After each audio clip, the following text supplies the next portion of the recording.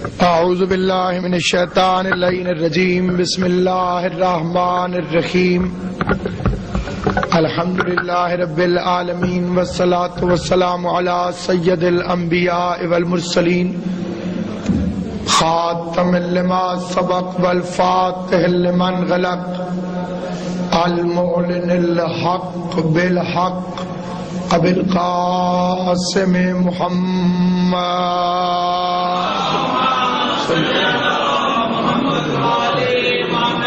وأهل بيته الطيبين الطاهرين المعصومين المنتجبين المظلومين الذين أذهب الله عنهم الرجس وطهرهم تطهيرا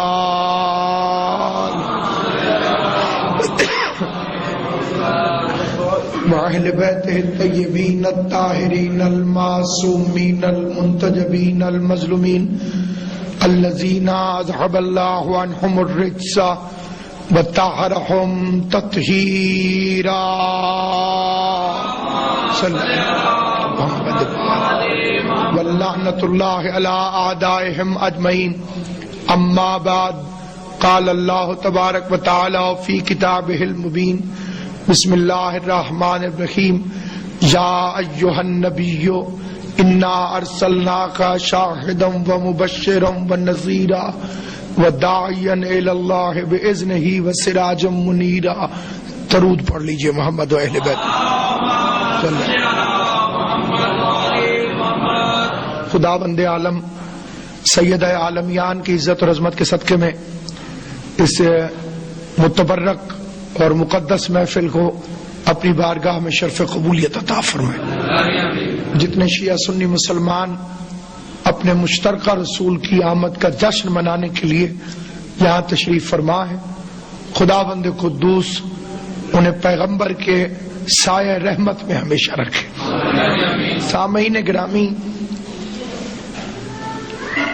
مذہب اسلام دو قسم کے لوگوں سے پھیلا ہے، یا مولوی صاحبان کے ذریعے یا فقیر اولیاء کرام کے ذریعے. ملائیت تعصب کا بحروب ہے. اس نے عالمین کے رسول کو بھی طبقوں میں تقسیم کر دیا، حتیٰ کہ مسجدوں کا نام بھی فرقوں پر، مولویوں کا تعارف بھی فرقوں سے. لیکن جو فقیر کی بزم ہوتی تھی، فقیر سے مراد وہ نہیں جو ہماری روزمرہ کی زبان میں استعمال ہوتا ہے. ہم بھکاری کو بھی فقیر کہہ دیتے ہیں. بھکاری اور فقیر میں زمین آسمان کا فرق ہے. جسے زمانہ ٹھکرا دے اسے بھکاری کہتے ہیں، اور جو زمانے کو ٹھکرا دے اسے فقیر کہتے ہیں. سلامت مولا علی میرے بادشاہ امیر المومنین کا ایک لقب ہے، امام الفقراء، فقیروں کا امام. کیا مطلب؟ عربی زبان میں قبلہ کعبہ تشریف فرمائیں، اچھے مرد کو اعلیٰ کہا جاتا ہے. اگر کوئی مرد ہو مذکر اچھا ہو، صاحب صفات ہو، اچھی صفات کا حامل ہو، اسے عربی میں کہا جاتا ہے اعلیٰ. اور اگر کوئی عورت بہت اچھی ہو، اچھی صفات کی مالک ہو، تو اسے کہا جاتا ہے عالیہ. اعلیٰ کی مؤنث ہے عالیہ. اگر کوئی گھٹیا، گندا، ذلیل، پست مرد ہو تو اسے عربی میں کہتے ہیں ادنا. اور اگر کوئی گندی، گھٹیا، ذلیل، دھوکے باز، پست عورت ہو تو اسے عربی میں کہتے ہیں دنیا. اعلیٰ کی مؤنث ہے عالیہ، ادنا کی مؤنث ہے دنیا، گندی عورت، گھٹیا عورت، دھوکے باز، ذلیل، پست۔ اور اگر یہ دنیا گھٹیا اور گندی عورت نہ ہوتی تو فقیروں کا امام کیوں کہتا جا دنیا علی تجھے طلاق دیتا؟ تو جو ہے یہ طلاق عورت کو دی جاتی ہے، مؤنث کو دی جاتی ہے۔ تو وہ تھا امام الفقراء جس نے دنیا کو ٹھکرا دیا۔ پھر علی کے بیٹوں کے سامنے بھی بڑی سج سج کے دنیا آتی رہی، کبھی حسن کے سامنے، کبھی حسین کے سامنے، کبھی زین العبا کے سامنے، کبھی باقر العلوم کے سامنے۔ ان سب نے بھی ٹھکرا دیا، کیونکہ جسے باپ طلاق دے دے وہ اولاد پر حرام ہو جاتی۔ اس لیے سب دنیا کی طرف جھکے، آل محمد دنیا کی طرف نہیں جھکے۔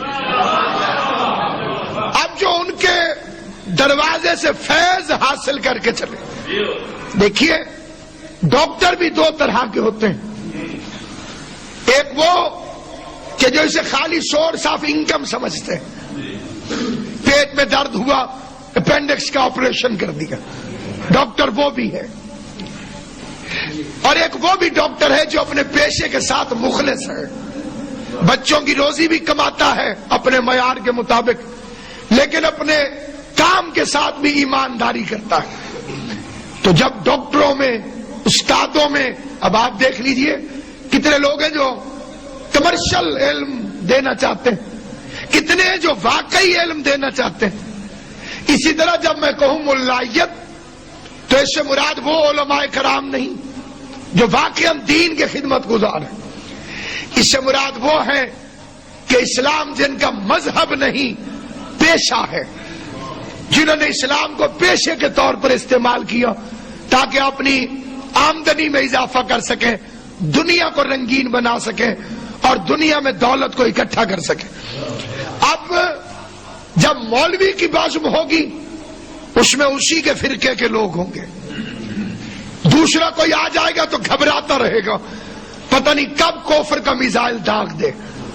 لیکن جب فقیر محفل سجاتا ہے وہاں ہندو بھی، سکھ بھی، عیسائی بھی، مسلمان بھی۔ حضرت بری امام سرکار بادشاہ سے کسی نے سوال کیا اگر ہاتھ یہاں سے نہ مڑتا تو کھانا کیسے کھاتے؟ اور اگر ہاتھ یوں ہی رہتا ایک دم سیدھا تو منہ تک کیسے آتا؟ نہ ہاتھ ادھر پہنچتا نہ منہ ادھر پہنچتا، تو ہم کیسے کھاتے؟ سرکار بری امام نے جو جواب دیا وہ فرمایا کہ ضروری تو نہیں کہ یوں کیا جائے، لقمہ توڑ کے یوں بھی تو کیا جا سکتا ہے۔ غور ہے یا نہیں؟ اس لیے امیر المومنین مولا علی نے فرمایا کھلانے والے بنو تاکہ حاکمانہ سوچ پیدا ہو، کھانے والے نہ بننا ورنہ محکوم ہو جاؤ گے۔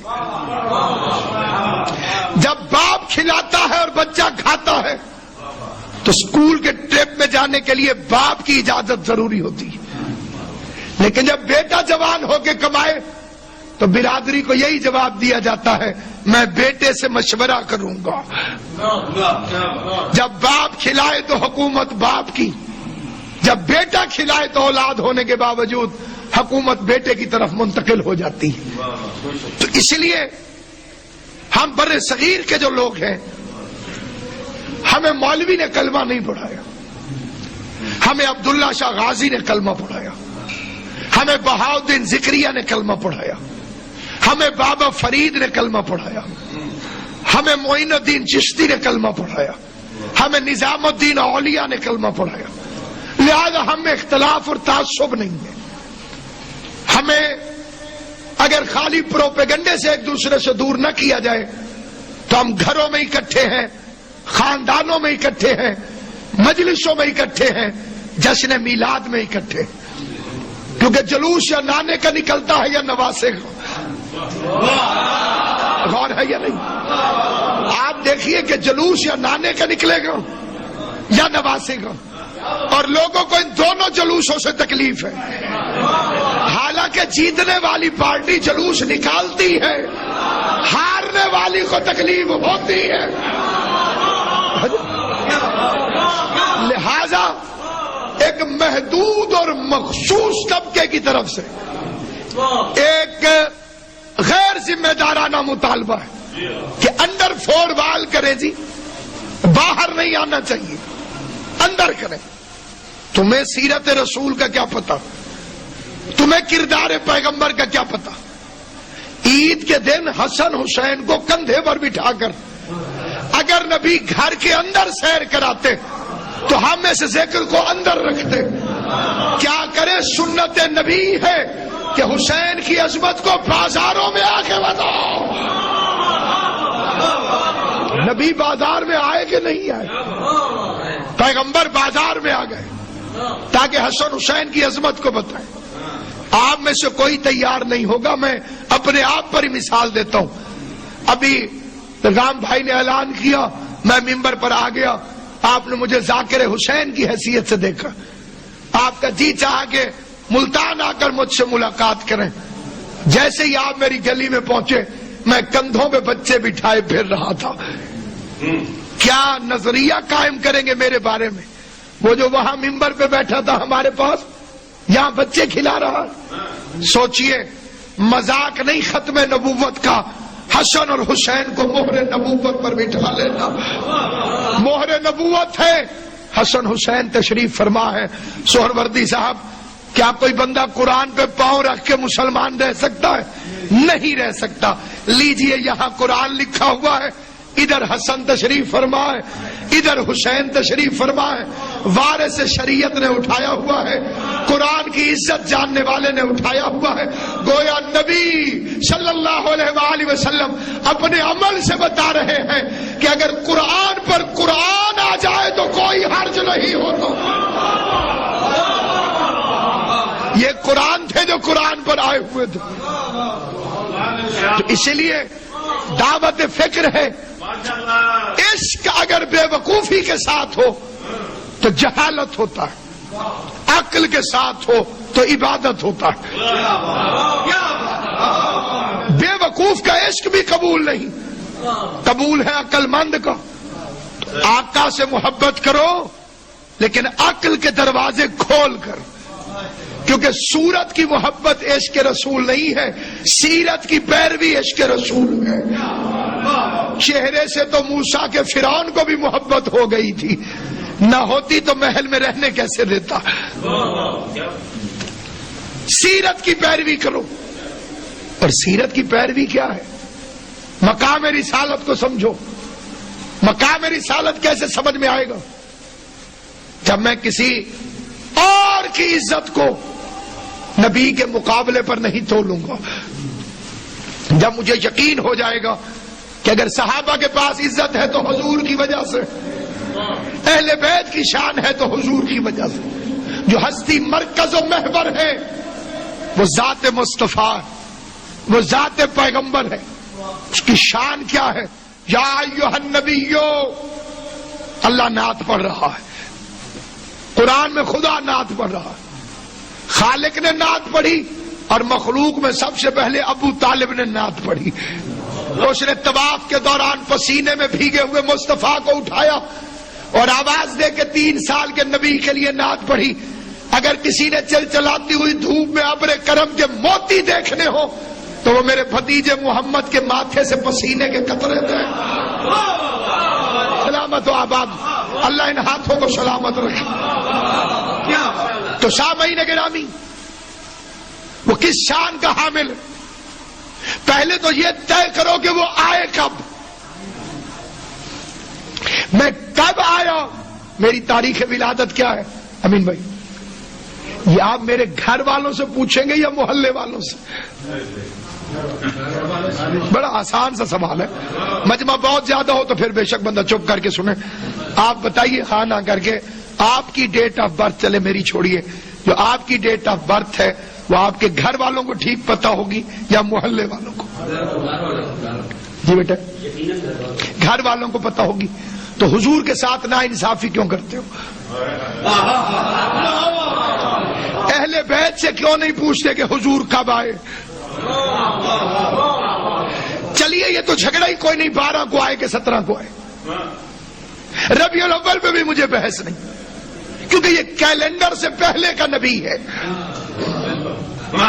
ابھی 12 نہ بنی تھی حضور تھے، ابھی 17 نہ بنی تھی حضور تھے، ابھی ربیع الاول نہ تھا حضور تھے۔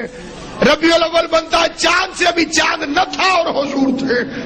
چاند بنتا سورج سے، سورج نہ تھا اور حضور تھے۔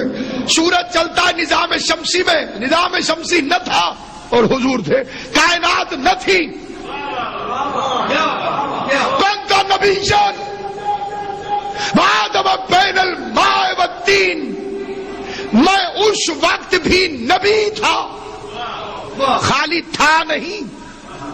خالی ہونے میں اور نبی ہونے میں بڑا فرق ہے۔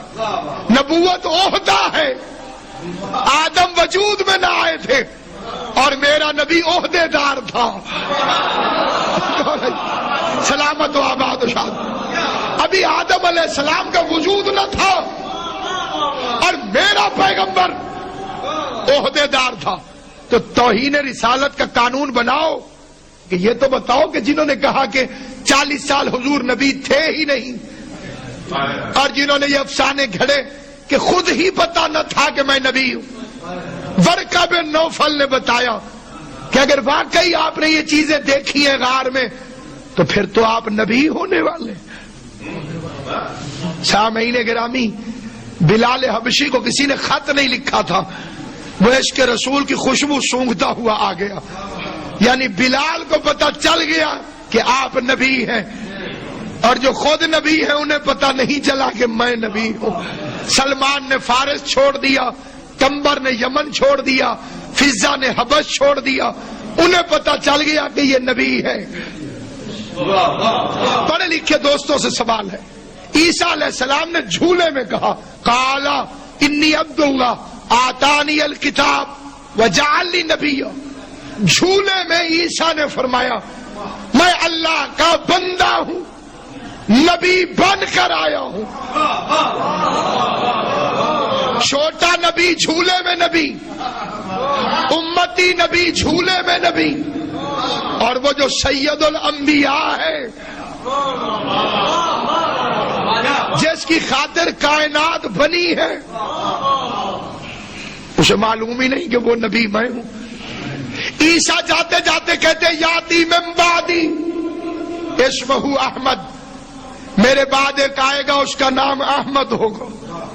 عیسیٰ کو معلوم ہے کہ احمد نبی ہوگا، اور احمد کو معلوم نہیں کہ میں نبی ہوں۔ پھر جب دنیا میں آ گئے، حضور کے والد کی ایک ہی اولاد ہے، نہ اور کوئی بیٹا نہ بیٹی، خالی پیغمبر۔ شادی کے 6 مہینے بعد آقا کریم کے والد دنیا سے چلے گئے۔ کیا کبھی کسی سمجھدار ذہن نے یہ سوچا کہ ان کی وفات کے اسباب کیا تھے؟ اتنی جوانی میں، 23 سال کی عمر میں، شادی کے 6 مہینے بعد حضرت عبداللہ دنیا سے کیسے چلے گئے؟ وطن مکہ تھا، قبر مدینے میں کیوں ہے؟ حضور کے والد کی قبر مبارک جنت البقیع میں کیوں ہے؟ آقا کے والد کو یہودیوں نے مدینے میں نور مصطفیٰ کا رستہ روکنے کے لیے زہر دے دیا تھا۔ اب میں ایک سوال کرتا ہوں غیرت مند مسلمان سے کہ جس خاتون کو معلوم ہو کہ میرا شوہر جس بچے کی آمد کو روکنے کے لیے این جوانی میں قتل کر دیا گیا، وہ اپنے بچے کو کسی بڑھیا کے حوالے کر دے گی کہ جا تو لے جا اسے؟ اس بچے کی حفاظت تو زیادہ ضروری ہے، تو اس بچے کو جناب حلیمہ کے حوالے نہیں کیا جا سکتا۔ مجھے حضرت حلیمہ کے کردار پر اعتراض نہیں، لیکن سوال کچھ ضرور ہے۔ نمبر 1، بتاؤ جناب حلیمہ کا مذہب کیا تھا جس کی گود میں حضور آئے؟ ہم نے تو جس برتن میں دودھ بھی رکھنا ہو اسے بھی زیادہ صاف کرتے ہیں کیونکہ اس میں نور والا دودھ آنا ہے. غور ہے یا نہیں آپ؟ تو جب ہمارے گھر کی عورتوں کو تمیز ہے کہ جس میں دودھ والا نور آئے وہ برتن پاک ہونا چاہیے، اللہ نے جہاں مصطفیٰ والا نور رکھا وہ گود کتنی پاک ہونی چاہیے، وہ آغوش کتنی پاک ہوگی. میں نے مجمع کی کمی کا کسی قسم کا نوٹس نہیں لیا. نماز ہوتی ہے، چاہے اکیلا آدمی بھی پڑھے اسے پوری نماز پڑھنا ہوتی، لیکن صرف سر ہلاتے رہیے گا ہاں نہ، تاکہ مجھے پتا چلے کہ جو میں ارسال کر رہا ہوں وہ آپ وصول کر رہے ہیں. کون تھی دائی حلیمہ؟ کیا ایک کمزور سی اونٹنی کی مالک. اچھا، ان کے گھر میں کھجوریں بھی تھیں لیکن خشک رہتی تھی.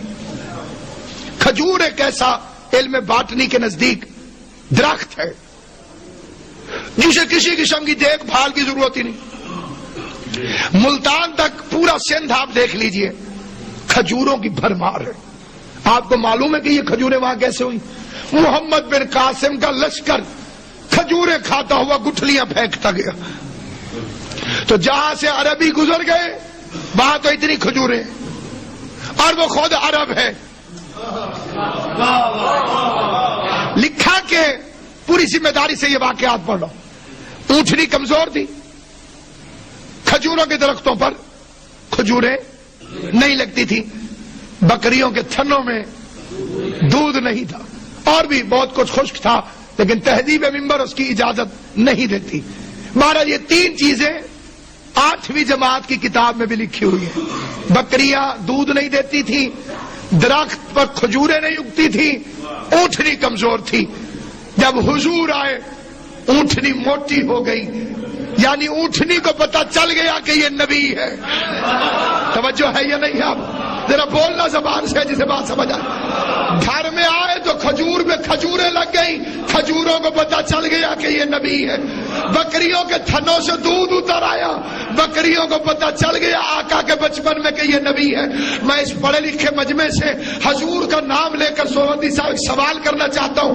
ذمہ دار حضرات تشریف فرمائے.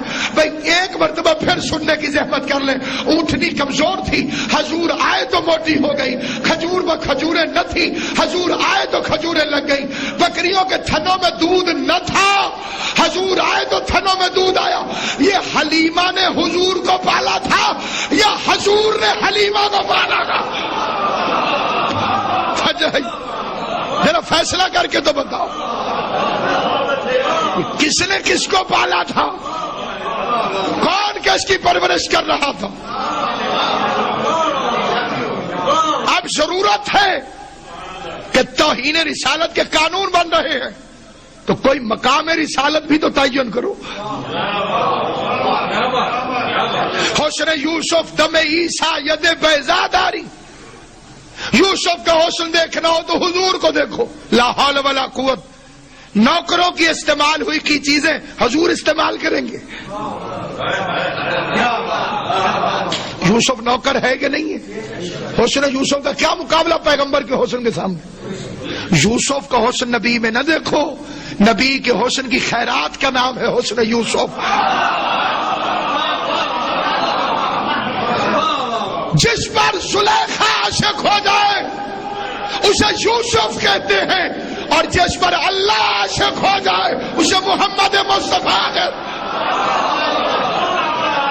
جس پہ بنانے والا عاشق ہو گیا، جس نے ساری تصویریں بنائی تھی، جس نے ساری تصویریں بنائی تھی، اسے جس تصویر سے عشق ہو گیا،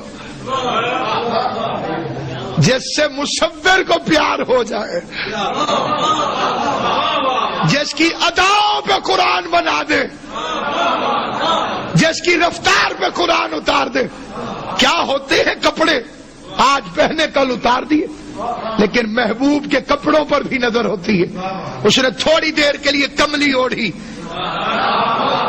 اس نے اس کملی کو اتنی زندگی دے دی جتنی قرآن کی زندگی ہے. جب تک قرآن پڑھا جاتا رہے گا تھوڑی دیر تک لپٹنے والی کملی کا ذکر رہے گا، تو جو چادر تھوڑی دیر لپیٹ دے وہ تو اللہ کو اتنی پیاری لگتی ہے۔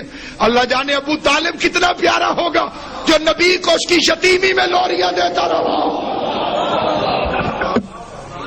اور یہ کتاب ہے صحیح مسلم، اگر یہ صحیح مسلم میں نہ ہو تو مجھے صحیح مسلم نہ سمجھے، کھلم کھلا آفر، ٹھیک ہے؟ اگر یہ صحیح مسلم میں نہ ہو تو میں صحیح مسلم نہیں، اور اگر صحیح مسلم میں ہو پھر جو نہ مانے وہ صحیح مسلم نہیں، ٹھیک ہے؟ صحیح مسلم میں لکھا ہوا ہے بنی اسرائیل کا ایک بدماش تھا جس کا کام تھا اللہ کی مخالفت، ہابی تھی اس کی، صبح شام مسئلے پوچھتا تھا حضرت موسیٰ سے مخالفت کے لیے۔ کیوں موسیٰ تیرا اللہ کیا کہتا ہے، ادھر جاؤں کہ ادھر؟ موسیٰ فرماتے ادھر، وہ ادھر چل پڑتا۔ زد بڑی بھیڑی ہے، زد کا پکا، مر گیا۔ حضرت موسیٰ کی امت نے گھسیٹ کے گند پہ پھینک دیا۔ اللہ نے وحی کی، موسیٰ اسے اٹھا، نہلا، کفنا، دفنا۔ حکم ربانی تھا، گھبرایا ہوا موسیٰ بار بار دیکھے بھی صحیح، نہلائے بھی صحیح، امت ناراض، امت کے متقی تھے، وہ کہتے لا حول ولا قوت، یہ نبی کا کام ہے؟ اللہ کے دشمن کے ساتھ اتنا اچھا سلوک تو دوستوں کے ساتھ کیا کرے گا؟ رونے لگے موسیٰ دفنا کے، مالک امت ناراض ہے، وجہ بتاؤ۔ اب آ گئی موسیٰ، ایک دن میری مخالفت کے لیے یہ توریت پڑھ رہا تھا تاکہ مخالفت کرے، اس کی نگاہ اس میں محمد پر پڑ گئی، اس نے میرے حبیب کے نام کو چوم لیا، میں نے بدلے کے طور پر اسے جنت میں 70 حوریں دے دی ہیں۔ غور فرمایا یا نہیں فرمایا؟ صحیح مسلم میں 69 ہو تو پھر بھی جھوٹ ہے، 71 ہو تو پھر بھی جھوٹ ہے۔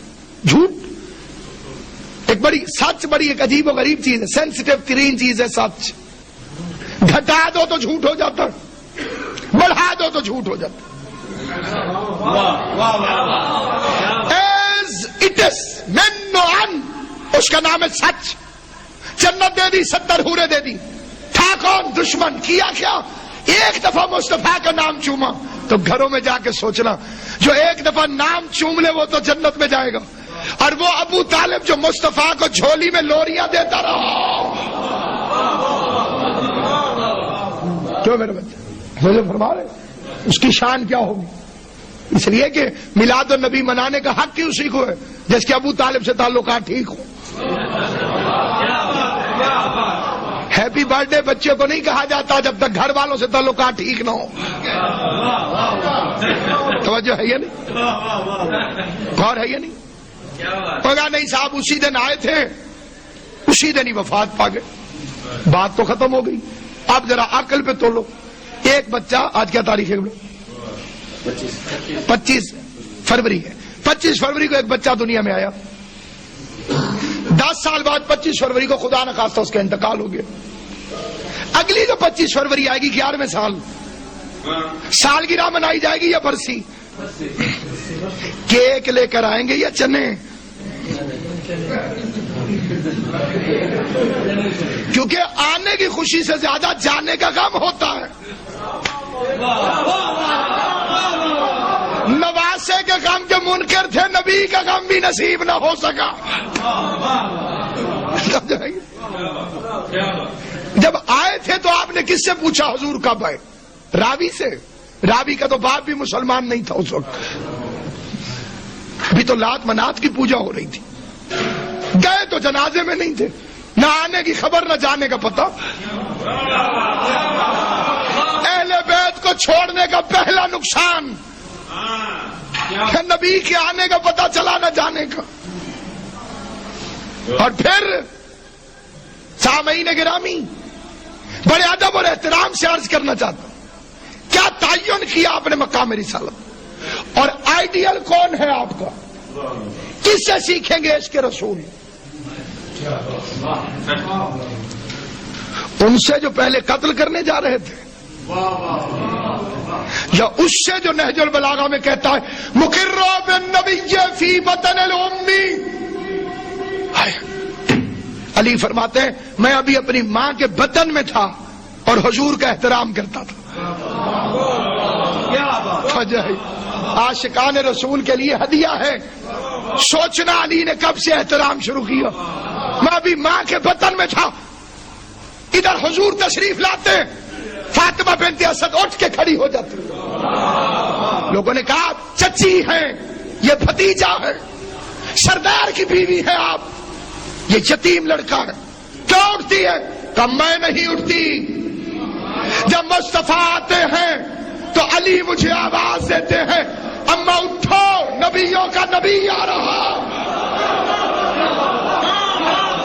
جانے کائنات آ رہی, اس کے اول آ رہا, حسن اول آ رہا, گنتی کا پہلا عدد آ رہا, وجہ تخلیق کائنات آ رہا, باعث علت ممکنات آ رہا. سامعین گرامی, کس انداز سے توہین کی گئی اس کی کہ حضور ان پڑھ تھے. یہ فکرہ بڑی بڑی تفسیروں میں, ترجموں میں صاف صاف لکھا, ان پڑھ تھے, پڑھے لکھے نہیں تھے. دلیل اس آپ پالا تھا ابو طالب نے. یہ جنگ اخبار کے 3 سال کا ایک مضمون آرٹیکل ہے جو میرے پاس موجود ہے. پالا تھا حضرت ابو طالب نے. حضرت ابو طالب کے بچے بہت زیادہ تھے, کثیر العیال تھے, وہ تنگ دستی کی وجہ سے پڑھا نہیں سکے, کسی سکول میں نہیں بھیجا. عصمت بھائی نے اشتہار چھاپا, علامہ ناصر عباس خطاب فرمائیں گے. ٹاؤن کا ایک آدمی آ گیا, اس کا کس ان پڑھ کو بلایا ہے؟ انہیں پوچھنا چاہیے نا, تسی جان دے ہو؟ اس کا نہیں جانتا تو نہیں ہوں, نام پڑھا ہے. تمہیں نام سے کیسے پتا چلا کہ یہ ان پڑھ ہے؟ اس کا میں نے ساہیوال کے سارے سکولوں سے پوچھا کہیں یہ پڑھنے آیا تھا؟ انہوں نے کہا نہیں, لہذا ان پڑھ ہے. آپ کہیں گے ان پڑھ وہ نہیں, تو بے وقوف ہے. وہ کوئی ساہیوال کا ہے جو تو ساہیوال کے سکولوں سے پوچھ رہا ہے. بات سمجھ میں آئیے گی؟ ساہیوال سے پوچھو جن کا ایڈریس ساہیوال کا ہو. وہ ملتان کا ہے, ملتان کے سکول سے پوچھو, ملتان کے مدرسے سے پوچھو پڑھا لکھا تھا کہ نہیں تھا. میرے نبی کو مکہ مدینے کے سکولوں میں نہ پڑھتا دیکھ کر ان پڑھ کہنے والے جاہلوں کی اولادوں, وہ مکہ مدینے کا تھا کہاں؟ اگر اس کا علم پوچھنا ہو تو عرش میں جا کے پوچھو پڑھا لکھا تھا یا ان پڑھا رہا.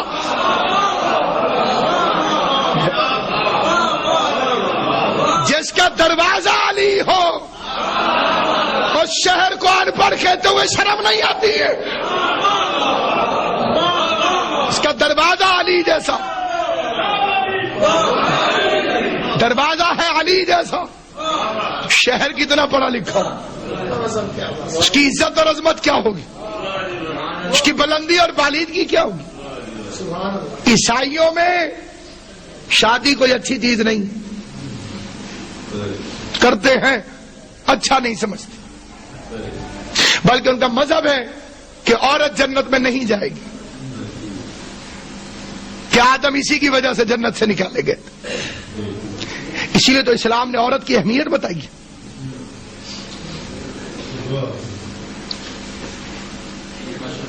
ان کا پوپ بھی وہی بنتا ہے جو شادی نہ کرے, کیونکہ ان کی ہولی فیملی میں 2 کیریکٹر ہیں اور دونوں غیر شادی شدہ.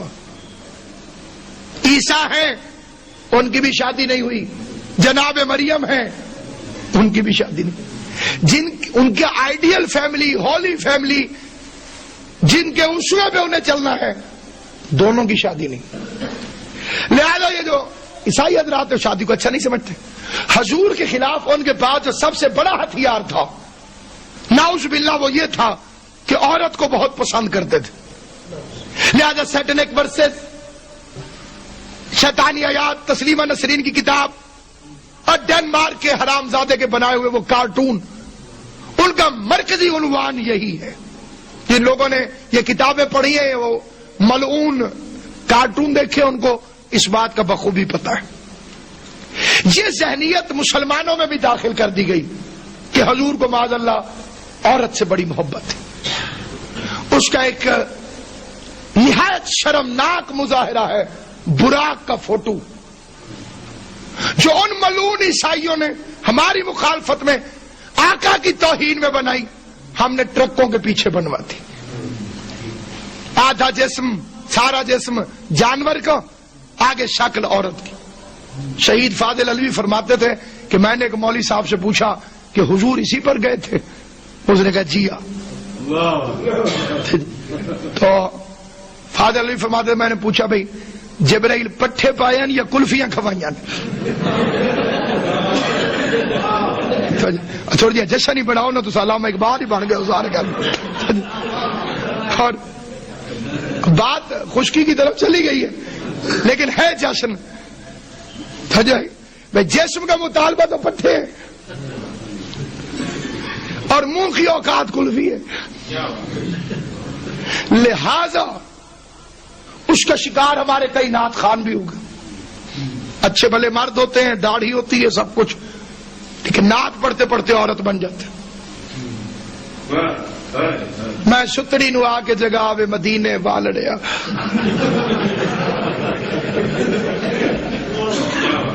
اگر تو ستڑا بن جائے تو تیرا کیا نقصان ہے؟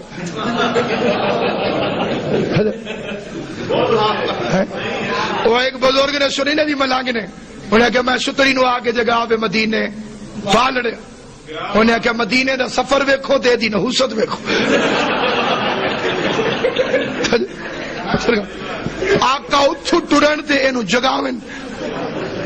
اگر تو یہ کہہ دے بھئی میں ستڑے نو آ کے جگہ وے مدینے والڑیا, گال پھر بھی پوری. جاؤں گی بن کے جوگن سرکار کی گلی میں, تو جوگی بن.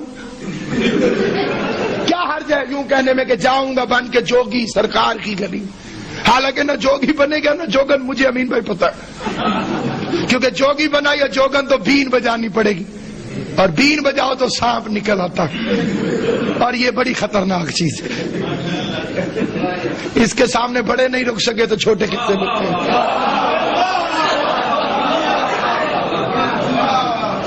اللہ بڑے بڑے فرعونوں کو سانپ ہی سے ڈراتا.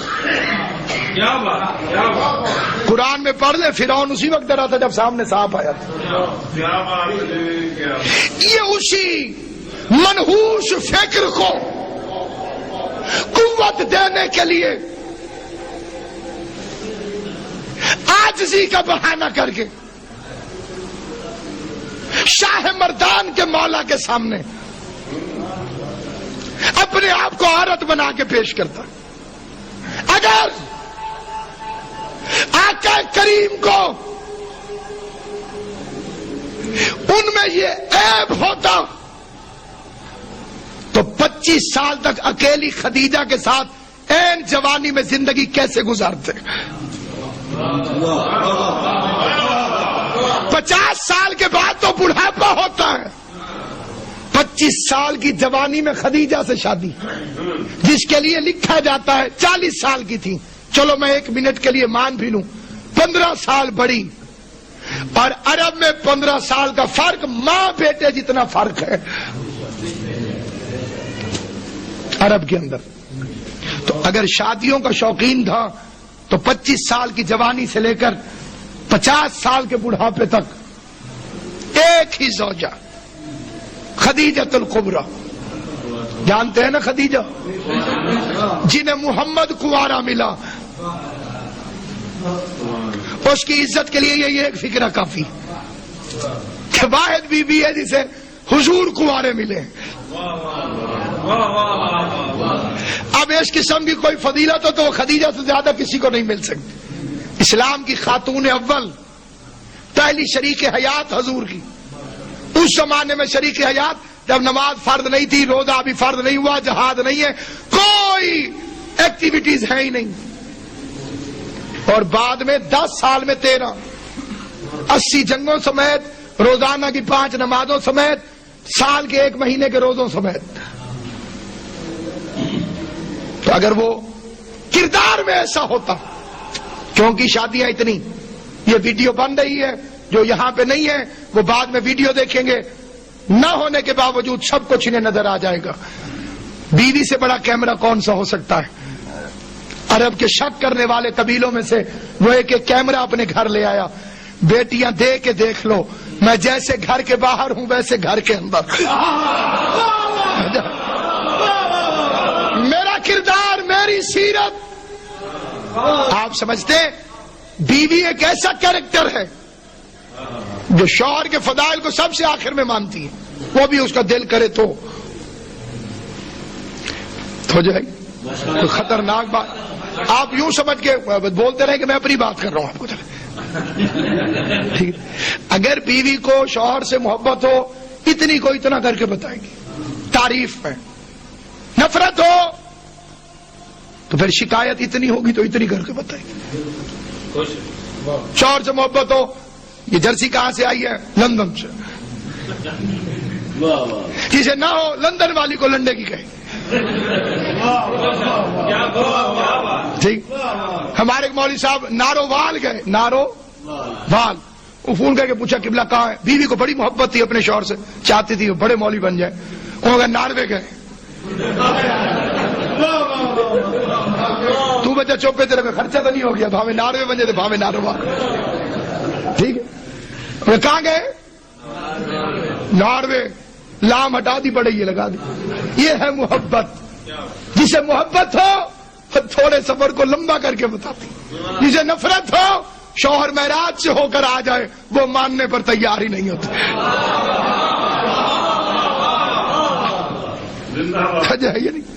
ایک عام مثالیں اسی طرح سے، چلے میں ایک مثال سنا دوں۔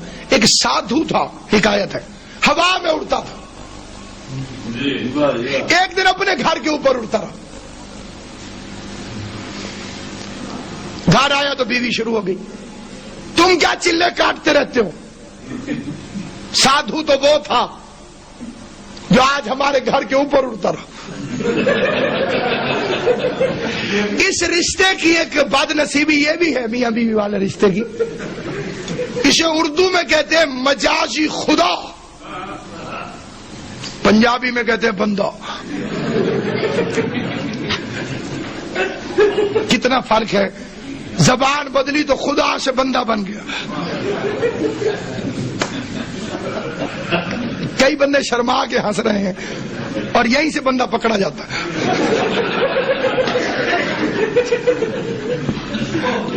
اور اب اسے کا وہ حقیر، پر تقصیر، عاجز میں تھا جو اڑ رہا تھا۔ اچھا اچھا تائیوں ونگا ونگا اڑ رہے تھے، آڑے ترچھے اڑ رہے تھے۔ چلیے یہ تو مثال ہے، ایک سچا واقعہ سن لیں۔ ایک عالم دین کو روتا ہوا مجمع دروازے پہ چھوڑنے آیا اپنے گھر ان کے، اور دروازہ کھلا تو بیوی نے دیکھا کوئی ادھر دیوار سے، کوئی ادھر دیوار سے، کوئی ایک دوسرے کے گلے سے۔ یہ مجھے کیا کہا انہیں، تمہیں کیا کہہ کے آئے ہو؟ انہوں نے کہا میں نے تہجد کے فضائل پڑھے۔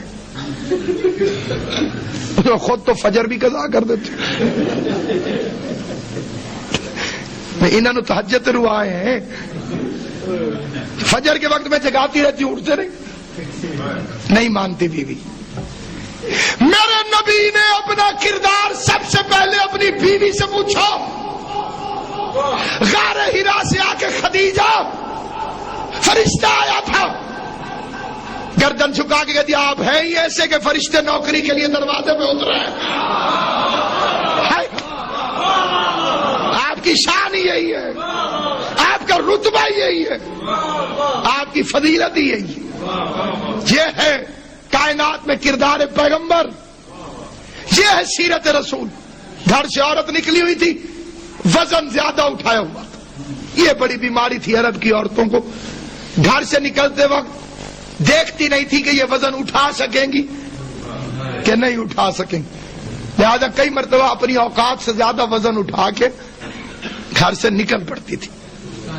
جی بسم اللہ، قبلہ نے دعا دے دی ہے، یہی کافی ہے، باقی سنی ہے سمجھی نہیں۔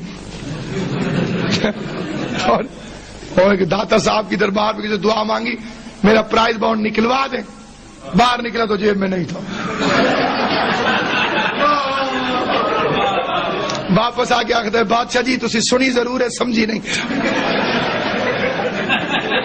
مطلب جشن اصل میں ہوتا ہی ہے, یہ دو بندے بھی ہو تو جشن ہوتا ہے. ویسے تو اکیلا بندہ بھی جشن منا سکتا. ہمارے ایک ذاکر تھے بابا پیر سید ریاض حسین شاہ صاحب آف موچ. یہ مولا کے ایسے ذاکر تھے جن کی آوازوں پر امام حسین کے دستخط. آج بھی ان کی زندہ یادگاریں جن لوگوں نے انہیں سنا ہے, آج بھی ان کے لہجے کی تقدسیت وہ دور نہیں ہو سکتی. پڑھتے سر مصائب تھے. وہ ہمارے علاقے میں آ گئے تو پہنچ کے پتہ چلا بھی جشن, لائٹیں لگی ہوئی, پھول پتیاں, اور بندے ہنس ہنس کے مبارک مبارک. انہوں نے کہا میں کیا کر سکتا. اوپر سے بانی بھی ظالم تھا. تو اسے کہا جنہیں آج مصائب پڑے میں کوئی نیاز نہیں دے گا. ایڈی بڑی گل تو پچا گئے ہو تو سب. انہوں نے آخیا بھی جنہیں مصائب پڑے آج میں نیاز نہیں دینی. جنہیں روایا تڈیاں تے آج جو روسی اڈیاں تے.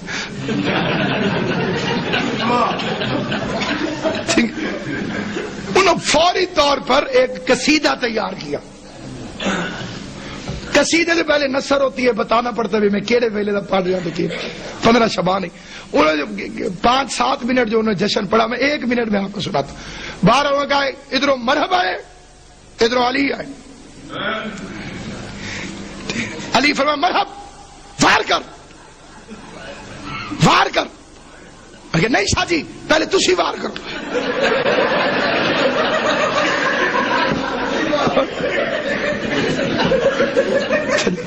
جیڑا اس فکرے تے نہیں پھر گیا میں وہی امید تے بیٹھا بولے سی کیا میں ہار منی جی. کاند نہ لگ کے باہر دے مطلب نہیں بندہ منہ لکا رہا. آج کل جشن ہے لکان والا بندہ نہ بولے وہی تلاشی ہو جاتی.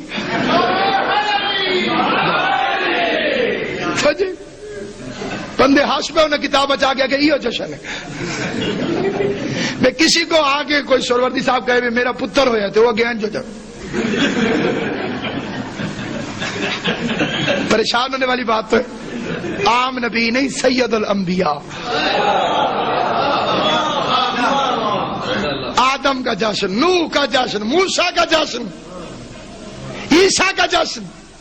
کہ میرا بھائی عقیل اللہ اس کی زندگی کرے اٹھ گئے باہر, وہی باہر چلا گیا جی, باہر سونے جی. میں بندہ بدل دینا جی. حیدری صاحب یہ زباری تو چوڑ جامن جی صدقہ محمد والے. مجھے ملتان میں پتا چلے کہ یہ زباری پہ چلے گئے. میں نے شاہ شمل مٹھائی بانٹتا, سائی وال کے بندے نے لڈو لے لیا مجھ سے. انہیں کہ خیر تھے, میں کہ جی حیدری صاحب زباری تھے گئے. میں خوش ہو کے بنڈی. بندہ پریشان ہو گیا کہ خوشی سائی وال کی مولی ملتان میں منا رہا ہے.